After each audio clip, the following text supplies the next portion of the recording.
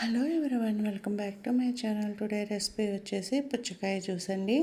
Monday ఎండలకి చాలా చల్లని పుచ్చకాయ జ్యూస్ని మీరు కూడా ప్రిపేర్ చేయండి. ముందుగా ఒక బౌల్ తీసుకొని 1 టేబుల్ స్పూన్ సజ్జా స్వీట్స్ వేసుకొని మునిగేదాకా వాటర్ పోసుకొని ఒక 10 నిమిషాలు పక్కన పెట్టుకుందాం. 10 నిమిషాలకి నానిపోతే ఈలోపు ఒక పుచ్చకాయని తీసుకొని ఇలా 2 భాగాలుగా కట్ చేసుకొని ఒక భాగాన్ని పక్కన పెట్టేసుకొని వీటిని ఇలా వీడియోలో చూపిస్తున్నట్లు పీసెస్గా కట్ చేసుకొని కొలుచుకుంటే 2 కప్పుల ముక్కలు వేయండి. వీటిని మిక్సీ జార్లోకి వేసేసుకోవాలి.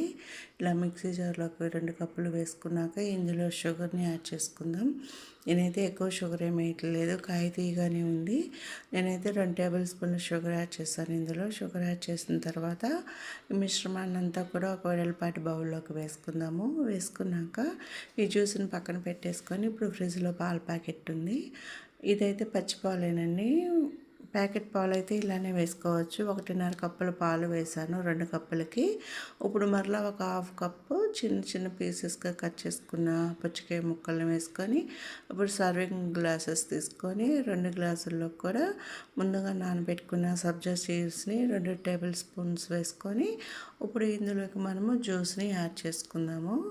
ఇలా రెండిట్లోకి జ్యూస్ యాడ్ చేసుకున్న తర్వాత పైనుంచి 2 ఐస్ క్యూబ్స్ వేసుకుందాం. మీరు ఐస్ క్యూబ్స్ అనేది ఫస్ట్లో వేసుకున్నా సరే, లాస్ట్లో వేసుకున్నా సరే ఎంతో టేస్టీగా ఉండే పైనుంచి కొన్ని బాదం పప్పు వేసుకుందాము. అంతేనండి, ఎంతో టేస్టీగా ఉండే పుచ్చకాయ జ్యూస్ అనేది మనకి రెడీ అయిపోయింది.